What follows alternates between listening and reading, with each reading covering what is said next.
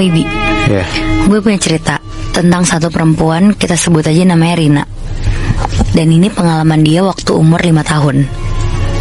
Rina punya satu adik laki-laki yang beda 2 tahun sama dia, dan mereka tinggal di Magelang. Nah, kata almarhum papanya Rina, waktu adiknya Rina ini masih bayi, dia tuh sempat keliling kompleks sama babysitternya yang kita sebut aja namanya Mbah ya. Terus setelah muter-muter komplek itu, mbahnya tuh cerita kalau pas lagi jalan-jalan, si mbahnya ini disamper sama kayak nenek-nenek yang gak dikenal. Terus nenek-nenek itu bilang, jaga anak ini baik-baik, ada sesuatu sama anak ini. Semenjak hari itu, bapak sama ibunya Rina tuh langsung ekstra banget lah buat jagain adiknya Rina. Tapi makin lama, tanda-tanda aneh tuh malah lebih ada ke dirinya si Rina. Nah, si ibunya Rina tuh cerita kalau Rina tuh jadi punya kayak teman hayalan yang cuma si Rina sendiri nih yang bisa ngeliat. Rina juga katanya sering mimpi kalau dia tuh diajak main sama jin-jin yang ada di rumah dia itu. Dan makin bertambahnya umur, gangguan yang Rina rasain tuh makin banyak lagi. Jadi di rumahnya Rina ada mbak yang kerja dan nginep di rumah. Mbak yang kerja di rumah Rina ini tuh masih kuliah. Waktu itu mbaknya Rina ini ngajak temennya buat nginep di rumah Rina karena mau ngerjain tugas bareng. Nah, pas malam-malam Rina tuh minta tidur bareng sama mbak dan temennya ini. Rina langsung masuk ke kamarnya si mbak. Dia bawa semua boneka-bonekanya, terus ditata rapi lah ke arah tembok. Terus Rina tidur duluan di situ. Sementara si mbaknya sama temennya ini masih nugas. Dan pas udah tidur, si Rina ini tiba-tiba kebangun. Terus pas kebangun itu, Rina langsung ngadep ke boneka-bonekanya dia. Dan pas dia lihat, si boneka-bonekanya ini tuh penuh sama sisik ular. Rina di situ langsung nengok ke tembok di atasnya dia, dan sama tuh, tembok-tembok itu juga berubah jadi sisik ular. Terus di situ Rina tuh ngelihat tangan sama kakinya dia juga penuh sama sisik ular. Di situ Rina cuma bisa nangis, teriak-teriak, sampai mbak dan temen yang masih fokus nugas langsung nyamperin Rina. Tapi Moibi, bukannya Rina tenang pas disamperin, dia malah makin nangis karena ternyata muka mbak sama temennya ini juga penuh sama sisik ular. Semua sisik ular yang dilihat si Rina ini warnanya tuh hitam keijuan. Terus cepet-cepet lah mbaknya ngegendong Rina keluar kamar. Dan pas udah di luar kamar, Rina kaget banget tuh. Di situ dia ngelihat rumahnya itu tuh banyak pohon bambu yang ditempel obor sama lilin, terus berjejer gitu sepanjang ruangan. Serem banget anjir. Dan yang lebih anehnya lagi, ruangan di dalam rumah Rina tuh berubah jadi hutan luas, banyak pohon-pohon gede. Di situ Rina langsung dibawa ke kamar bapak ibunya. Terus Rina digendong sama bapaknya dan langsung ditidurin lah ke tempat tidur. Setelah kejadian itu, besokannya ada teman bapaknya Rina yang emang udah biasa ngelakuin pengusiran gitulah. Dia datang ke rumahnya Rina. Di situ seingatnya Rina, pengusirannya tuh pakai banyak bunga sama air. Nah, karena Rina masih kecil, jadi dia tuh nggak ngeliat pengusirannya sampai selesai. Terus singkat cerita, pas umur 6 tahun, Rina sama keluarganya tuh pindah ke Jawa Barat. Pas kelas 3 SD, katanya bapaknya Rina tuh sering bangun tidur dengan keadaan tuh lengan sama punggungnya ada bekas cakaran. Pola bekas cakarannya juga sama, jadi cakarannya tuh kayak dicakar sama 3 kuku. Nah, kata teman bapaknya Rina ini, bapaknya ini masih diikutin sama siluman harimau warna putih yang tempat tinggalnya tuh di Magelang. Tapi setelah itu, teman bapaknya Rina tuh ngingetin bapaknya buat selalu hati-hati. Dan karena kejadian itu, Rina tuh jadi dapat jawaban tentang sisik ular yang dialamin itu waktu itu. Ternyata di rumah Magelang sana emang banyak yang nunggu rumah itu. Salah satunya tuh siluman ular yang bukan cuma 1, tapi ada 2. Dan kedua ular itu tuh selalu ada di atas rumah. Rumah di Magelang itu tuh jadi kayak komplek baru gitu. Jadi masih sedikit lah rumahnya. Dan lebih banyak tuh kayak ada semak-semak, sawah, sama kebun orang gitu. Terus ada lagi nih Moibi, cerita yang gak cuma dialamin sama ibunya Rina dan Rina sendiri, tapi persisnya yang ngalamin tuh adiknya yang masih kecil. Jadi kejadiannya ini tuh 2 tahun yang lalu, tahun 2022. Awal mulanya ibunya Rina nih lagi ngandung anak yang ketiga. Jadi anak pertama itu Rina, terus yang kedua tuh ada adik laki-lakinya yang masih kelas 2 SD, dan yang ketiga ini yang masih di kandungan. Nah, waktu ibunya lagi ngandung selama 9 bulan itu gak ada kejadian apa-apa sama sekali. Sampai akhirnya ibunya Rina tuh lahiran di salah satu bidan yang tempatnya tuh gak terlalu jauh dari rumahnya. Cuma yang bikin seremnya itu, di depan lokasi tempat ibunya lahiran itu kayak ada sungai yang banyak pohonnya gitu. Dan sekitar jam 11 siang proses lahirannya lancar nih. Cuma katanya keluar kakinya dulu. Dan adiknya Rina itu perempuan. Seminggu berlalu gak ada apa-apa sama sekali, normal-normal aja. Sampai beberapa hari setelah itu, adiknya Rina yang bayi ini tuh setiap jam 3 sore sampai subuh nangis-nangis gak mau minum ASI. Terus setiap kali ngelihat wajah ibunya si Rina kayak takut gitu si bayi ini. Terus kalau siang-siang dia biasa aja nih mau minum ASI. Tapi sejak jam 3 sore sampai subuh balik lagi tuh dia gak mau minum dan nangis-nangis. Sampai akhirnya si ibunya Rina nih agak-agak frustasi gitu. Terus akhirnya dia tuh cerita lah ke ibu RT. Dan ibu RT-nya ini tuh kayak ngerukiah anak bayinya ini. Kebetulan si ibu RT-nya ini tuh kayak tahu sedikit-sedikit lah sama hal kayak gini. Tapi abis dirukiah itu beberapa jam setelahnya selalu balik lagi kayak gitu. Si bayinya ini tuh gak mau minum ASI lagi. Sampai akhirnya si Rina ini mimpi. Di mimpinya ini si Rina tuh ngeliat ada sosok cewek lagi jongkok di depan adik bayinya dia yang lagi tidur. Rambutnya tuh panjang nutupin mukanya. Posisi adik bayinya dia ini tuh lagi tidur di ruang tamu. Soalnya di rumah itu tuh cuma ada satu kamar, dan itu ditempatin sama adik laki-lakinya yang kelas 2 SD. Nah, besokannya si Rina langsung cerita tentang mimpinya dia semalam itu ke bapak ibunya. Abis itu bapak ibunya ini langsung kayak pengen tahu nih sebenarnya apa nih yang terjadi sama si bayi ini. Akhirnya setelah 3 mingguan abis denger mimpinya si Rina, bapak ibunya tuh mutusin buat pergi ke orang pintar. Awalnya yang pergi tuh cuma bapak sama ibunya sama adiknya yang bayi. Tapi tiba-tiba Rina tuh disitu pengen banget buat ikut. Akhirnya sekeluarga lah mereka pergi. Nah, lokasi tempat orang pintar ini tuh di daerah Saguling. Dan kebetulan orang pintar ini tuh masih saudara jauh bapaknya. Sebut aja si orang pintar ini namanya Mang Ujang. Sesampainya di sana, bapaknya ceritain semua yang terjadi. Sampai akhirnya si Rina nih disuruh duduk hadap-hadapan sama Mang Ujang. Di situ Rina disuruh duduk kepisah sama keluarganya. Abis itu si Rina tuh disuruh merem gitu. Terus ditanya, ada yang bisa kamu lihat nggak? Dijawablah sama Rina, enggak, cuma hitam aja. Abis itu Mang Ujang tuh langsung kayak ngidupin rokoknya. Terus dia megang kepalanya Rina. Terus sambil bilang, coba merem lagi, santai aja, nggak usah tegang. Di situ diturutin tuh sama si Rina. Abis itu si Rina merem. Dan tiba-tiba si Rina nih ngeliat kalau dia tuh ada di tengah rumahnya di daerah Ciranjang. Nah di situ si Rina nih disuruh buat ngiterin rumah, mulai dari dapur, terus kamar, tapi nggak ada apa-apa sama sekali. Tapi pas Rina masuk ke kamar mandi, ternyata di pojok kanan deket pintu masuk tuh ada cewek berdiri, rambutnya panjang nutupin muka, dan posisinya si cewek ini tuh ngebelakangin Rina. Terus Mang Ujang tuh bilang, sekarang udah ketemu kan Neng? Terus habis itu dia nyuruh si Rina buat nanyain si sosok cewek ini tuh siapa dan tujuan kesini tuh mau apa. Ya udah tuh langsung ditanya sama Rina. Tapi si sosok cewek ini tuh kepalanya bener-bener nunduk terus. Dan ternyata usut punya usut, ternyata cewek ini tuh ngikut dari tempat bidan waktu ibunya Rina lahiran. Terus Mang Ujang tuh di situ nyuruh Rina buat nyeret cewek ini buat dibalikin ke tempat asalnya.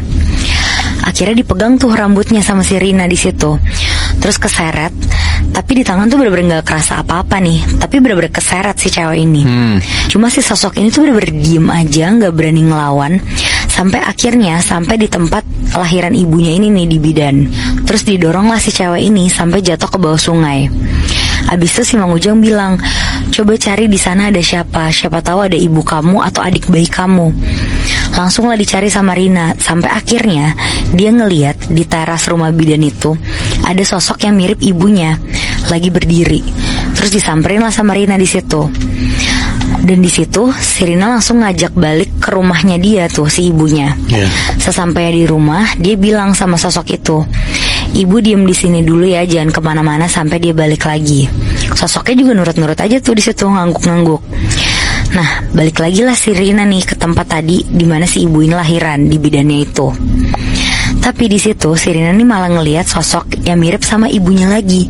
Bedanya dia tuh sambil gendong adiknya si Rina yang masih bayi. Disamperin tuh sama si Rina, ditanya lagi kalau dia tuh ibunya si Rina atau bukan. Udah ditanya 2 kali, dia ngangguk-ngangguk. Tapi pas ketiga kalinya si Rina nanya, tiba-tiba sosok itu tuh berubah jadi serem banget. Posisi dagunya tuh ada di posisi pipi, jadi dagunya tuh kayak geser ke pipi gitu. Mukanya tuh agak hancur, terus banyak darah. Di situ Rina shock banget. Dan posisinya itu kan sosok itu lagi gendong adik bayinya si Rina kan. Terus Rina bilang lah sama dia, bisa balikin adik bayi aku nggak? Tapi dia nggak mau. Si bayinya ini tuh malah makin diratin gitu di gendongannya. Terus si sosok ini tuh sambil bilang kalau dia tuh mau adik bayinya, sambil senyum-senyum gitu. Di sana Rina bener-bener marah banget, kayak kesel banget karena adik bayinya tuh diambil secara paksa. Terus dia langsung pergi ke rumah sambil gendong adik bayinya itu, dia rebut. Terus dia serahin ke sosok ibunya itu yang dia suruh tunggu tadi.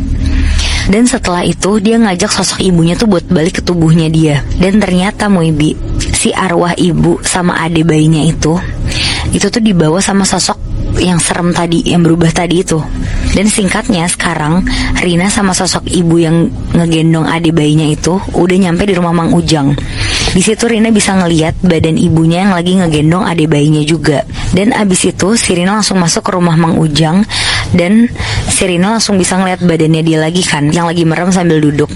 Di situ dia langsung masuk lagi ke badannya sendiri sambil ngucapin assalamualaikum.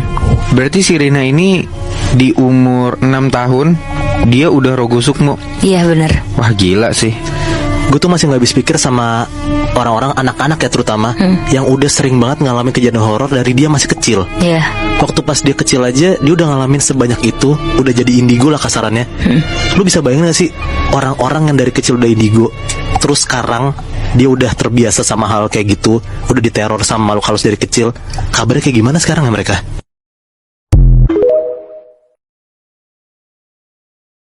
Oke, jadi sama kayak cerita kalian berdua, ini ada seorang remaja-remaja juga yang ngelakuin hal-hal yang sengaja juga lah, tapi dengan cara kayak nyanyiin satu lagu untuk manggil sosok-sosok. Oke. Jadi ada perempuan, kita sebut aja namanya Diva. Diva ini tuh punya kakak laki-laki, namanya tuh Rifki. Mereka tinggal di Jakarta dan mereka jadi anggota Karang Taruna. Jadi di bulan Desember sekitar tahun 2010, remaja-remaja ini tuh bikin rencana liburan di villa. Niatnya tuh untuk kayak biar lebih akrab gitu. Nah mereka ini mau ke villa di Puncak. Terus pas jadwalnya dibagiin dan surat edarannya sampai ke orang tuanya si Diva sama Rifki, di situ sebenarnya orang tuanya tuh agak khawatir, kayak takut kalau Diva sama Rifki tuh macem-macem. Tapi karena nanti akan ada orang dewasa juga di sana, ada 8 orang yang jadi pendamping sama pengawas. Akhirnya mereka ikut tuh dengan syarat nggak boleh macem-macem. Singkat cerita, waktu mereka sampai di villa itu, mereka tuh ngeliat kalau misalkan villanya itu tuh luas, terus ada kolam renang juga, dan bentuk villanya tuh mencar. Jadi tengahnya tuh lapangan. Dan pembagiannya itu dibagi 3, satu villa anak cowok, satu villa panitia, dan satu lagi tuh villa perempuan. Bentuk bangunannya tuh kayak bangunan lama, dan kebanyakan hiasannya tuh dari kayu. Setelah sampai di villa masing-masing, panitia tuh pada siap-siap, dan anak-anak lain tuh pada beres-beres bawa-bawaan. Sebagian panitia ada yang lagi ngobrol-ngobrol dulu, dan total yang ikut tuh akhirnya ada 8 orang. Ada Diva, Rifki, Neva, Nadia, Iqbal, Raihan, Zaki, sama Aldi. Awalnya mereka semua cuma ngobrol-ngobrol biasa sambil makan kacang, terus lama-lama kayak jadi ngobrol panjang gitu lah. Nah, pas jam 6 sore, tiba-tiba si Aldi tuh cerita, pasti kalian pernah dengar soal isu lagu Lingsir Wengi kan, yang katanya tuh bisa ngundang hantu untuk datang. Lagu Lingsir Wengi itu sempat viral dari mulut ke mulut sampai ke sosmed juga, yang bilang kalau lagu ini tuh bisa manggil arwah datang. Akhirnya pas mereka lagi ngedengerin lagu juga dari HP-nya Zaki, tiba-tiba si Aldi tuh nyuruh buat ganti lagu. Ganti jadi lagu Lingsir Wengi. Terus ada yang ngomong lah kayak, enggak lagunya kan serem. Terus abis itu juga ada yang ngomong, lo mau kuntilanak datang ke sini? Terus kayak, itu beneran gak sih? Akhirnya pokoknya sampai mereka nyetel lah lagu itu sambil nyanyiin bareng-bareng, diulang-ulang beberapa kali. Kayak Lingsir wengi sliramu tuh making sirno. Terus pas lagu itu dinyanyiin, emang bener gak ada apa-apa sih. Diva sama yang lainnya juga udah ngerasa takut dan merinding tuh. Mungkin karena suges juga kan. Karena si Diva nih emang orangnya penakut juga. Akhirnya tiba-tiba si Aldi tuh nyanyiin ke Diva, terus berusaha ngeledek lah, kayak lingsir wengi, diulang-ulang terus-terusan. Terus si Aldi tuh ngomong, gak apa-apa udah, gak usah takut. Terus akhirnya karena si Diva takut banget, Diva tuh langsung beres-beres, terus dia langsung ke kamar dia lah. Nah, dia langsung rapiin barang bawaannya, dia lanjut istirahat. Dan 30 menit kemudian ada temannya datang, namanya Neva. Dia datang terus langsung ngajakin si Diva ini berenang. Di situ Diva nggak mau tuh karena badannya masih ngerasa kayak capek gitu. Tapi si Neva ini tuh tetap maksa ngajak Diva buat berenang. Tapi akhirnya Diva bilang lah, ya udah, tapi aku nemenin aja ya. Akhirnya mereka ke kolam renang yang ada di dataran atas. Di sampingnya tuh ada satu rumah dari kayu, dan di luar rumah itu tuh banyak berjejer ban renang. Akhirnya Diva cuma nemenin Neva berenang sampai jam 4 sorean. Nah, Neva belum selesai, tapi dia ngebolehin nih si Diva balik ke villa. Dan pas dia ngelewatin villanya laki-laki, tiba-tiba dia manggil tuh kayak, "Woi Rifki, ade lo tuh duduk sendirian di kolam renang." Gak lama Rifki keluar kan dari villa. Dia nyuruh Diva duduk dulu lah di villa bareng mereka. Terus abis itu si Diva ditanyain tuh, kenapa aku ke kolam renang, ngapain di sana sendirian? Di situ si Diva tuh ngejelasin kalau misalkan dia tuh abis nemenin si Neva tadi berenang kan. Nah, akhirnya si anak-anak cowok yang dari tadi di balkon tuh pada turun tuh, gabung ke Diva dan lain-lain karena ngelihat pada kumpul di teras kan. Diva di situ nanyalah ke mereka ngelihat nggak waktu Diva pergi ke kolam renang sama Neva. Terus habis itu si anak-anak cowok yang di balkon tuh pada ngebalas satu-satu, bahkan saling nanya satu sama lain. Dan hasilnya bener-bener gak ada yang ngeliat Neva sama sekali. Bahkan ada yang bilang, kamu sendirian ya ke sana, makanya aku tuh bingung ngeliat kamu sekarang kok kayak orang linglung. Diva di situ kayak nggak percaya dan masih ngotot tuh kalau dia pergi ke kolam renang bareng sama si Neva. Terus akhirnya ngusulin lah mereka buat ngecek kolam renang, dan mereka akhirnya kesana bareng-bareng tuh. Setelah sampai di sana, nggak ada siapa-siapa sama sekali. Neva juga nggak ada di sana. Dan anehnya di kolam renang tuh kayak ada yang lagi berenang gitu. Tapi tuh kelihatan cuma dari airnya yang bergerak gitu, tapi nggak ada orangnya. Akhirnya karena udah mulai ketakutan, pada kabur langsung balik ke villa. Sedangkan si Diva tuh kayak agak shock gitu, dia nggak bisa gerak kan. Terus akhirnya si Rifki nemenin dia lah balik ke villa yang perempuan. Nah, pas Rifki nemenin Diva di kamar, Diva tuh sekamar sama Nadia. Nadia tuh roommate-nya. Nah, pas mereka bertiga di kamar, dengan santainya Neva tuh masuk ke kamar mereka. Terus abis itu kayak badannya tuh seger. Terus dia ngomong, seger banget nih abis tidur. Kalian sempet tidur nggak? Anjir, berarti bukan Neva beneran dong di sana? Bukan. Dan di situ si Neva langsung ngajak renang juga. Di situ Diva diem aja tuh, Rifki juga ikutan diem. Dan yang ngejawab ajakan Neva itu akhirnya si Nadia, karena dia nggak tahu apa-apa kan. Dia bilang lah, enggak, besok aja. Terus di sini Neva bilang, ya udah besok jam 10 kita berenang ya. Nah, si Rifki tuh di situ tahu tuh posisinya kalau si Diva tuh takut banget. Akhirnya dia nepok-nepok kepalanya, terus nyuruh Diva tiduran lagi. Gak lama Rifki baliklah ke villanya, terus minta tolong ke Nadia supaya ngejagain si Diva. Di situ Diva juga belum berani ngasih tau Nadia tuh, karena kan dia nggak mau si Nadia ketakutan juga kan. Gak lama Diva ketiduran, sampai yang ada di villa tuh cuma si Diva sendiri pas dia kebangun. Karena pas Diva manggil-manggil Nadia, gak ada jawaban sama sekali.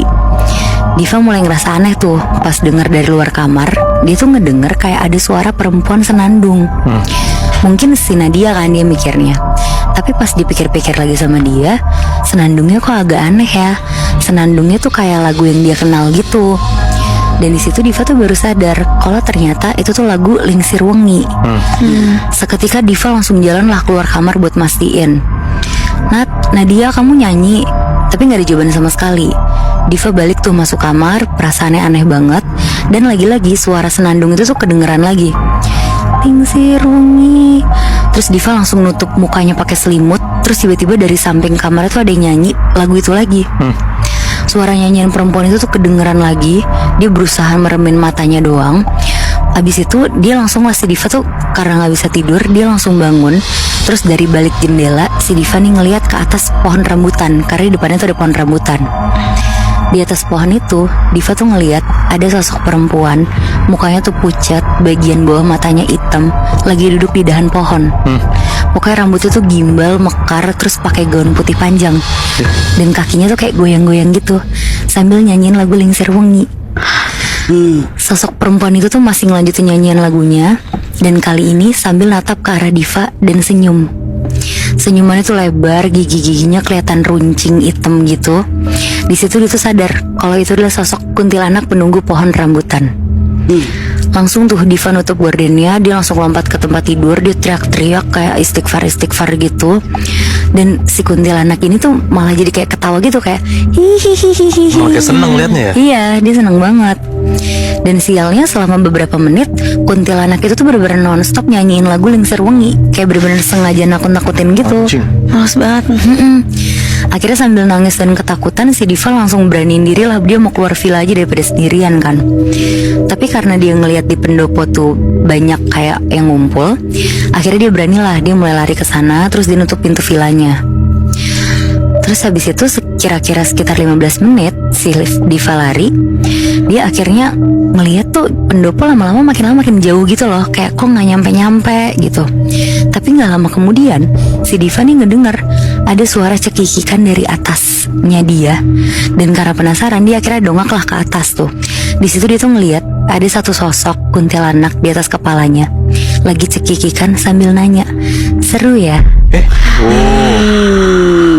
Oh my. Di situ Diva langsung lari, dia berdoa, tapi sosok itu tuh bener-bener terbang ngikutin si Diva, bahkan cekikikannya tuh makin kenceng lagi. Akhirnya saking takutnya si Diva tuh sempat teriak-teriak panggilan Rifki dan orang-orang yang ada di pendopo tuh. Tapi herannya mereka semua tuh nggak ada yang denger sama sekali. Dan di situ akhirnya si Diva pasrah sampai dia tuh jatuh, dan dia tuh baru sadar pas kebangun dia tuh udah di pendopo. Waktu mereka ngelihat si Diva tuh jatuh, perempuan-perempuan tuh langsung ngebantuin lah buat bangun. Tapi si Diva tuh bener-bener nggak bisa bangun karena dengkulnya tuh berdarah sekaligus kayak nyeri gitu rasanya. Singkat cerita, pas mereka rame-rame nanyain kondisi Diva, Rifki datang lah langsung meluk Diva. Dan seketika itu juga si Diva langsung nangis tuh buat cerita.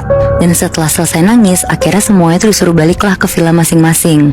Dan malam itu tuh jadi malam yang panjang banget karena banyak banget kejadian janggal yang terjadi di setiap villa. Pokoknya bikin semuanya tuh gak bisa tidur tenang. Nah, karena kejadian dikejar kuntilanak itu bikin si Diva ini tidur di villa panitia. Si Diva ini tidur di satu kamar dan pintu kamarnya tuh dibuka, sedangkan Rifki juga ikut pindah. Dia tidurnya di ruang tengah. Nah, jadi dari ruang tengah tuh bisa langsung ngeliat ke kamarnya Diva lah buat ngejagain. Kejadian yang dialamin itu tuh sekitar tengah malam. Si Diva tuh ngerasa gelisah tapi masih dipaksain gitu buat tidur. Dan Diva sempet kayak nengok ke ruang tengah buat ngeliat Rifki yang udah tidur. Terus sebelum Diva benar-benar tidur, dari arah jendela ada suara kayak suara ketokan pakai ranting gitu, yang bikin dia tuh kayak langsung nengok. Tapi yang dia lihat tuh kayak ada sosok pocong yang lagi ngetok-ngetok jendela pakai kepalanya gitu. Sambil lagi-lagi tuh senandung lagu itu, Lingsir Wengi itu. Di situ si Diva pokoknya langsung naikin selimut, dia langsung merem lah.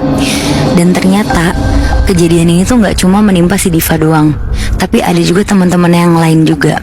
Nah, karena Diva pakai satu kamar villa panitia, jadinya ada sekitar kayak 4 orang panitia yang tidurnya tuh di dalam mobil di depan villa. Sekitar jam 3 pagi, mobil mereka tuh kayak kerasa goyang-goyang gitu. Dan karena itulah yang bikin 4 orang itu di mobil kebangun. Mereka saling nanya tuh karena bingung. Tapi gak lama setelah mereka ngumpulin nyawa, mereka nih ngeliat lewat jendela samping kirinya ada pocong yang dorong-dorong badannya tuh ke mobil, sampai mobilnya mereka tuh goyang-goyang semua. Dan setelah tahu alasan apa yang bikin mobil mereka goyang, mereka langsung doa dan merem tuh di situ. Tapi tetap aja tuh goyang-goyang terus sampai akhirnya mereka ya udah pasrah aja lah saking lemesnya. Dan sekitar jam 3 pagi juga ada kejadian nih di villa anak perempuan dan anak laki-laki. Yang pertama ada kejadian di villa anak perempuan. Awalnya biasa aja sampai jam 3-an Nadia dan yang lainnya tuh mutusin buat ngumpul dan sholat bareng di ruang tengah. Sedangkan yang lagi berhalangan tuh ngumpul di kamarnya Nadia. Nah, selama mereka tinggal di ruangan sholat itu, gak ada yang aneh nih, sampai salah satu dari mereka sadar kalau ada sosok hitam di pojok deket jendela. Dan karena itu lagi diem-diem ngasih tahu yang lain, akhirnya mereka dengan wajah kayak panik dan ketakutan gitu, mereka keluar lari. Dan sesampainya mereka di sana, mereka tuh diem kan. Terus ada 3 anak yang udah selesai sholat ngelihat ke teman-temannya tuh, mereka semua ketakutan dan akhirnya nanya, setelah dijawab, tiba-tiba ada sosok anak kecil pucat lari di antara mereka semua. Dan benar-benar semuanya tuh langsung pada teriak dan langsung nubrukin semuanya tuh anak kecilnya. Dan setelah kejadian itu, Diva benar-benar tuh jadi trauma sama lagunya Lingsir Wengi. Diva sempat cerita juga tentang hal ini ke temennya yang dia percaya.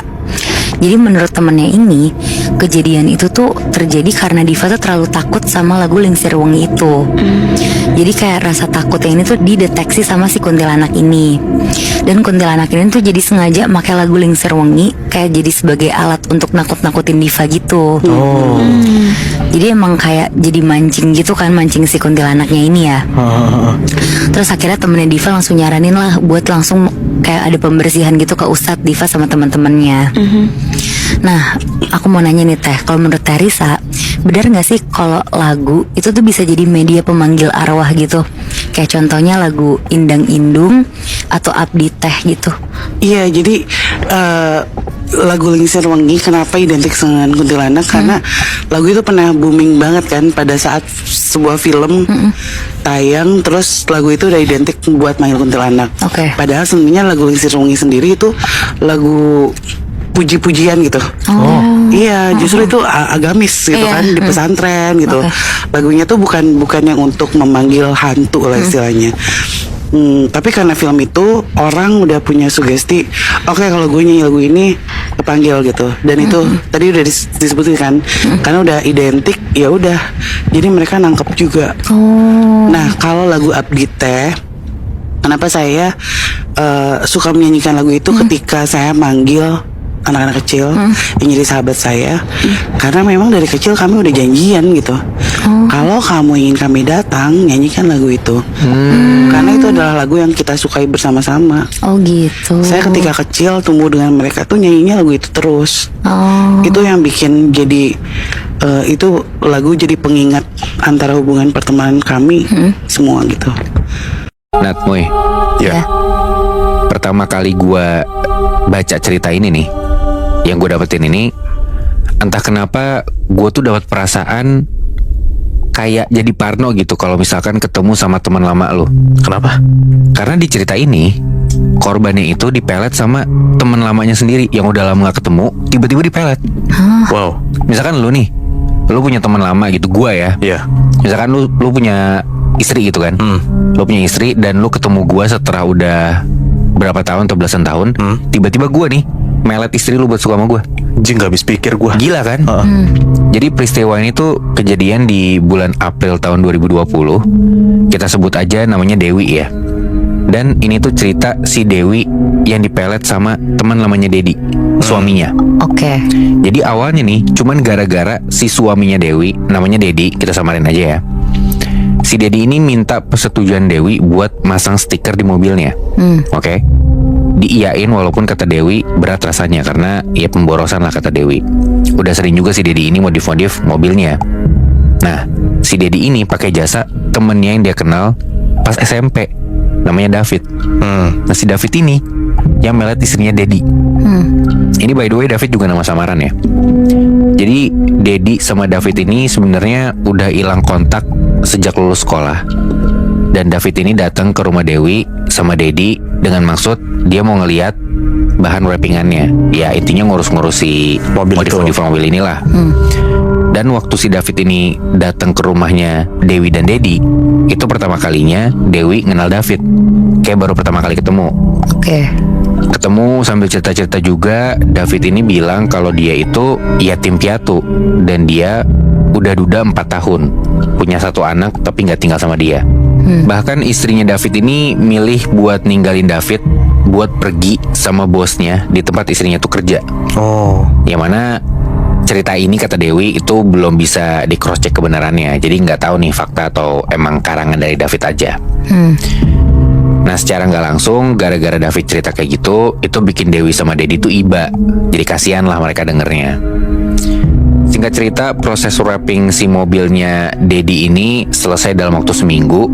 Dewi tuh ngikut Dedi buat ngambil mobilnya ke rumah David. Kan diurusnya di situ. Oke. Dan itu kali kedua Dewi ketemu sama David.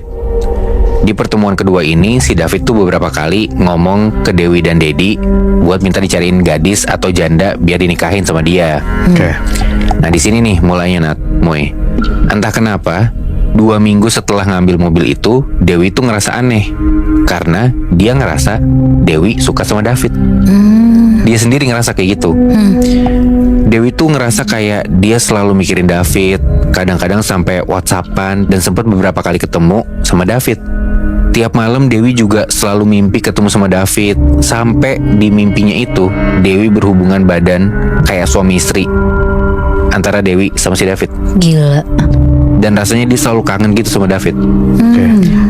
Ditambah lagi Dewi ini ngerasa sebel sama suaminya karena Dedi ini jadi kayak temperamen dan suka ngintimidasi gitu, walaupun gak sampai KDRT ya.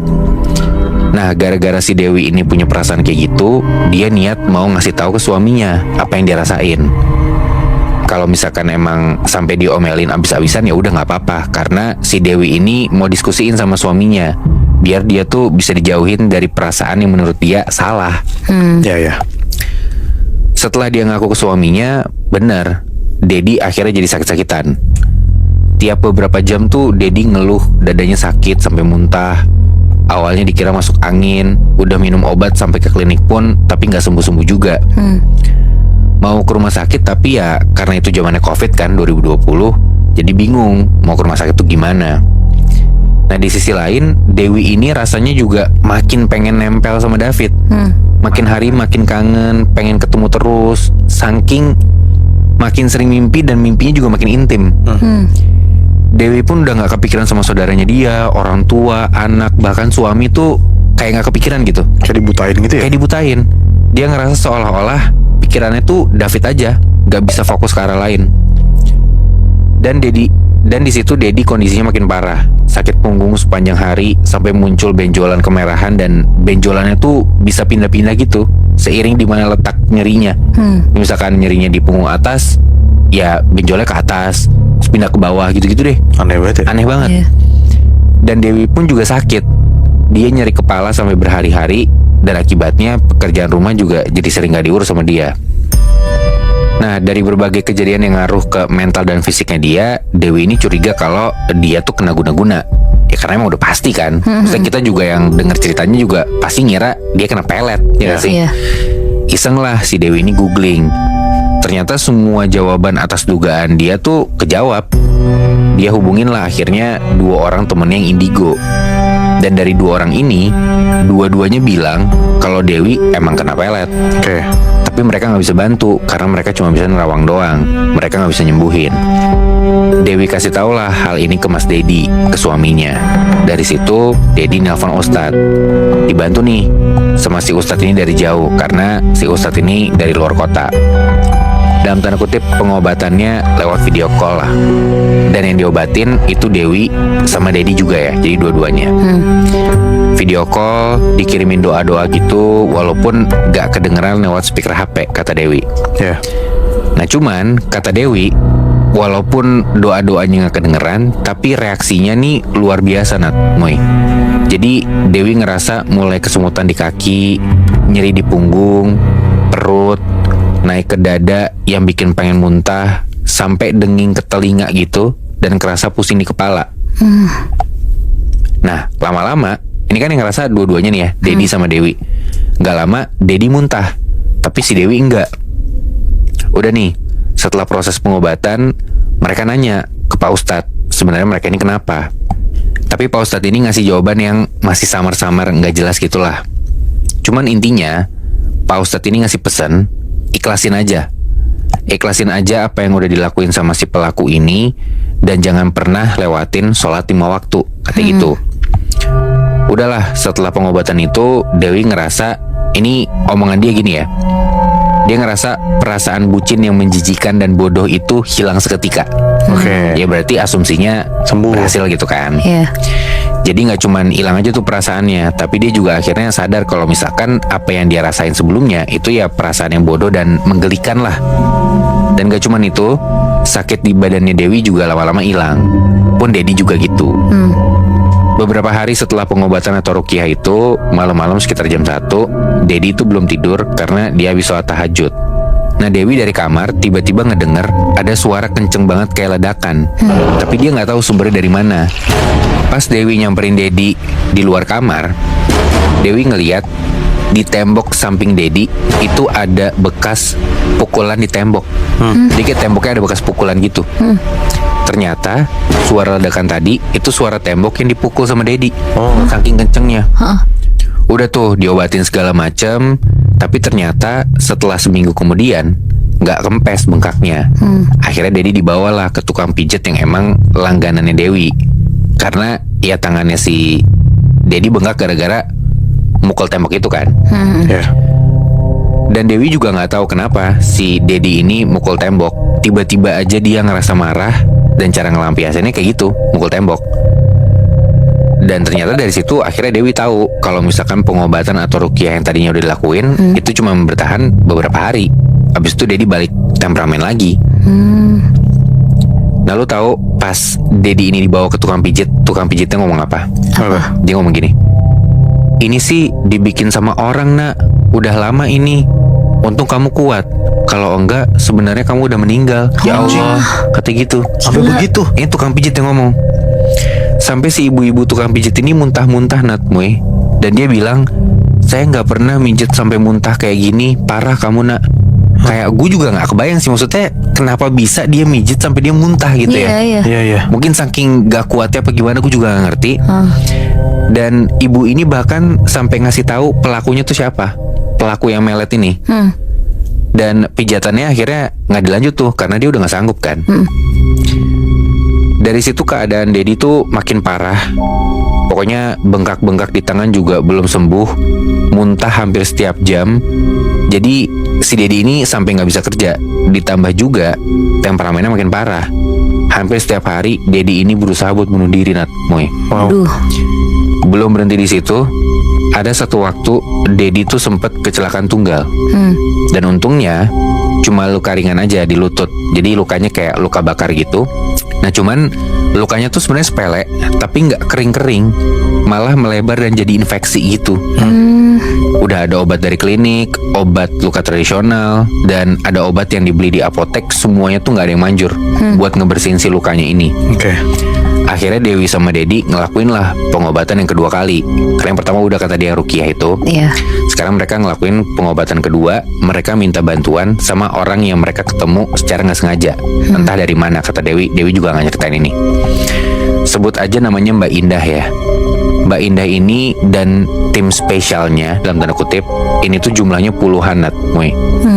Mereka mendiagnosa kalau Dedi ini ya lagi-lagi kena santet. Dan santetnya namanya santet kodam. Apa tuh? Nah gue gak tahu tuh santet kodam gimana. Gue juga belum pernah denger. Nah lu pernah denger bulu perindu kan? Yang buat dipakai santet gitu. Nah katanya yang dikenain ke Dewi ini itu bukan cuma bulu perindu, tapi lebih ganas lagi. Yang kalau nggak sembuh itu tuh bisa berisiko gangguan jiwa. Kata Dewi, Mbak Indah sama timnya tuh udah kesel banget sama pelaku yang nyantet ini. Karena udah ngerusak dalam tanda kutip pagar ayu dan mendahului Tuhan dengan membunuh Dedi secara perlahan. Dilakuin pengobatan, Mbak Indah sama timnya kayak magerin rumah Dewi dan Dedi dan ngasih terapi khusus gitu, yang dia nggak kasih tahu terapinya tuh kayak gimana. Tapi yang jelas setelah terapi, Mbak Indah bilang ada 7 jin yang mendiami tubuhnya Dedi. Gila. Jin-jin itu masing-masing kayak punya tugas gitu Natmoy katanya. Ada yang ditugasin jadi CCTV, kayak ngawasin badannya Dedi. Terus ada yang tugasnya tuh ngelumpuhin organ tubuhnya Dedi. Ada yang tugasnya bikin luka dan lebam jadi nggak sembuh-sembuh. Ada yang tugasnya ngubah sifat jadi pemarah, jiwa jadi terguncang, putus asa. Dan ada juga yang paling kurang ajar, yang mana Dewi nggak bisa ngasih tahu apa. Pokoknya parah banget kan. Gila aja 7 jin di dalam badan lo gitu kan. Dan alhamdulillahnya nggak perlu nunggu lama. Jadi sekarang udah sehat badan dan jiwanya. Mbak Indah ngejamin serangan santet ini gak bakal datang lagi. Karena Mbak Indah sama timnya udah mengembalikan semuanya kepada para pelakunya. Oh dibalik itu Bi. Dibalikin ke para pelakunya ya Mui. Karena yang dimaksud sama si Indah ini, pelakunya itu yang minta nyantet dan juga praktisi yang ngebantuin nyantet. Jadi dukunnya juga kena. Berarti Bi, maksudnya itu tuh pelakunya si David. Ya udah pasti nggak sih Nat? Dan alasannya? Nah kalau itu gue nggak tahu tuh. Apakah karena memang dia benar-benar kepalang banget pengen punya istri, atau memang Dewi ini cantik, gue nggak tahu, atau dia jatuh cinta bagaimana, gue juga nggak paham. Ya Dewi juga nggak nyeritain sih alasan itu. Binat, gue yakin kita semua pasti pernah lihat lah gimana cara nelayan nyari ikan di laut, atau bahkan kayak orang-orang naik perahu buat transportasi nyebrangin pulau gitu kan.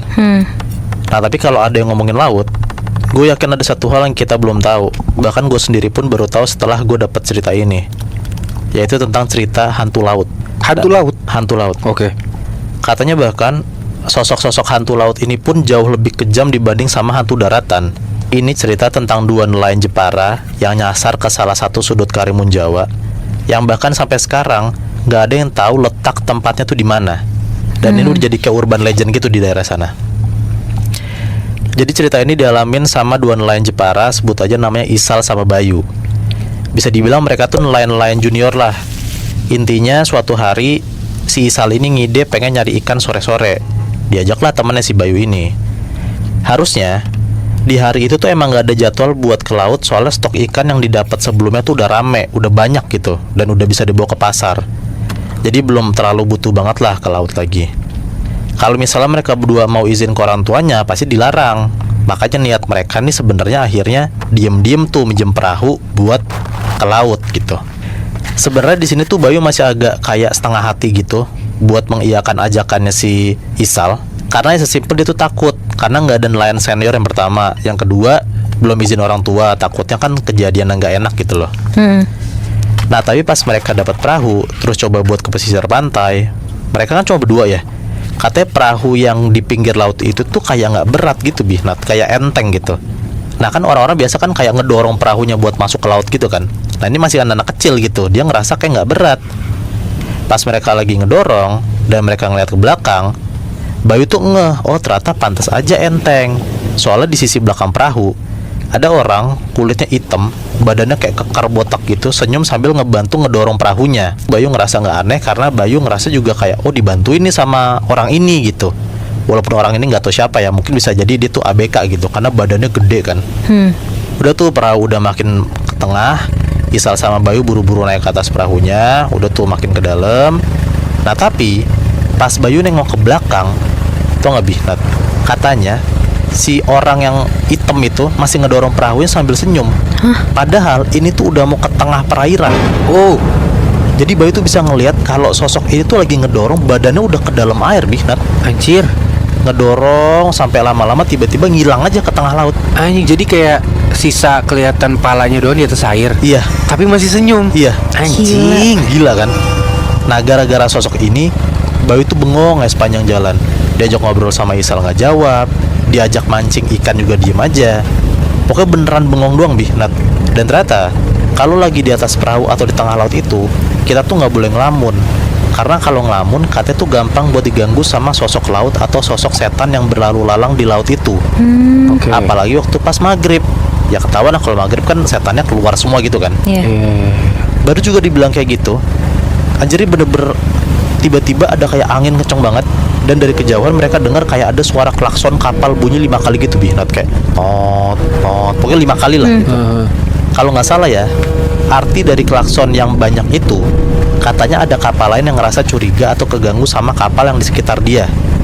Nah dengar kayak gitu, Isal sama Bayu langsung nunduk tuh, ngumpet ke dalam perahunya karena mereka takut ketahuan kan. Udah lama-lama nunduk sampai akhirnya udah nggak kedengeran klaksonnya. Si Isal ngintip nih, coba buat naikin kepalanya. Dan ternyata katanya pas Isal ngeliat ke atas, di beberapa sudut laut itu kelihatan banget ada kayak beberapa kapal gede, hitam, tua, gelap semua. Dan kapal itu tuh udah kayak nggak kepake gitu Nat. Tiba-tiba kedengeran orang teriak-teriak ngomong tolong gitu. Anjing, padahal tadi sebelum ngumpet gak ada ya? Iya. Nah Bayu tuh ikut naik tuh buat ngeliat kayak sumber suara tolong-tolong itu dari mana. Pas mereka lihat ternyata kapal kecil dia itu udah dikerubungin sama banyak kapal, dan ternyata semua kapal-kapal hitam itu tuh kosong. Bahkan suara teriakan minta tolong barusan itu dari salah satu kapal di ujung sana. Itu tuh ternyata kapal udah kebakaran, Bi. Anjir. Di atasnya pun juga kelihatan banyak banget tiba-tiba ada orang ngelambai minta tolong. Gak sedikit juga si Isal sama Bayu ngeliat ada orang yang lompat dari atas kapal ke dalam laut. Anjir. Sampai tiba-tiba ada kayak suara dek gitu. Isal sama Bayu ngeliat jelas banget kalau di sebelah perahu mereka ada kayak sosok badan cowok hitam gede ngambang nyentuh badan perahunya. Dan tau nggak, sosok itu ternyata mirip banget sama sosok yang ngebantuin mereka ngedorong perahunya. Wah, gila. Masih pakai lengkap seragam kapal, tapi sekujur badan si orang ini tuh udah kayak lebam, udah kayak orang udah meninggal beberapa hari lah. Wah. Di momen itu sebenarnya Isal sama Bayu itu rada saling berdebat lah. Yang satu lagi ngisi diesel, yang satu lagi ngarahin buat cari arah pulang. Nah kebetulan soalnya mereka berdua tuh udah jauh dari pantai Jepara, dan mereka belum ngisi diesel. Kalau misalnya arahnya salah, takutnya mereka berhenti di tengah laut kan. Iya. Yaudahlah, mereka jalan dulu tuh pelan-pelan, nggak tahu arahnya kemana sambil mikir. Bingung juga mau teriak minta tolong, nggak ada orang tengah laut gitu. Nggak tahu rezeki atau gimana, Bi. Nah, tapi sekilas mereka tuh ngeliat dari sudut depan sana, mereka tuh ngeliat kayak ada cahaya lampu pemukiman gitu. Langsung tuh mereka seneng banget, mereka ngerasa kayak, oh udah mau nyampe ke daratan nih gitu. Pelan-pelan kapal mereka ngarah ke sana. Mereka juga mikir kayak, oh bisa jadi kita bisa isi bensin di situ gitu. Pas udah mau nyampe daratan, mereka ngelihat kayak banyak banget orang pada ngelambai-lambai gitu, kayak nyambut mereka buat suruh datang gitu. Nah mungkin karena kapal mereka juga asing di mata mereka, makanya kayak disambut lah sama orang-orang ini gitu. Makin ngedeket ke arah pesisir, lo tahu nggak ternyata tadi kan gue bilang dari jauh kan mereka ngeliat kayak ada lampu terang pemukiman gitu kan. Iya. Ternyata tuh cuman fata morgana doang, Bi. Pesisir pantai tuh beneran cuman kosong melompong, cuman ada pasir, pohon, sama tadi barisan orang yang masih ngelamba-lambain tangan ke arah Isal sama Bayu, tapi nggak gerak badannya, cuma lamba-lambain tangan doang.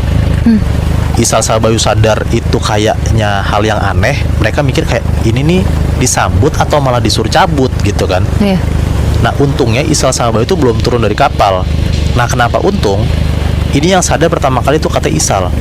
Jadi ternyata barisan orang yang udah berdiri dan tadi ngelambain tangan, secara sosok dan postur tuh ternyata kayak ada yang aneh. Pas Isal berdiri ke arah bagian depan perahunya, dia ingat banget orang-orang tadi itu tuh pada nggak punya alis, Bi. Di bagian antara hidung sama bibir pun juga kayak nggak ada lekukan gitu loh. Jadi kayak beda sama orang pada umumnya. Iya. Makin lama mereka saling tatap-tatapan. Barisan orang yang tadi tuh pelan-pelan pada kayak kegirangan. Mata mereka tuh kayak bulat sebulut-bulutnya, kayak nggak ada kulit penutup matanya gitu. Kayak nggak ada kelopaknya gitu. Iya, cuman buletan doang gitu, Nat. Mereka berdua langsung teriak lah, demit itu demit gitu. Pokoknya di hari itu chaos, mana bensin mereka udah mau habis. Kalau misalnya mau maksain balik, takutnya mati di tengah. Jadi Isal sama Bayu itu cuma teriak-teriak aja minta tolong, kayak siapa tahu ada orang yang denger gitu. Kondisi ketakutan, nggak bawa bekal makan ataupun minum.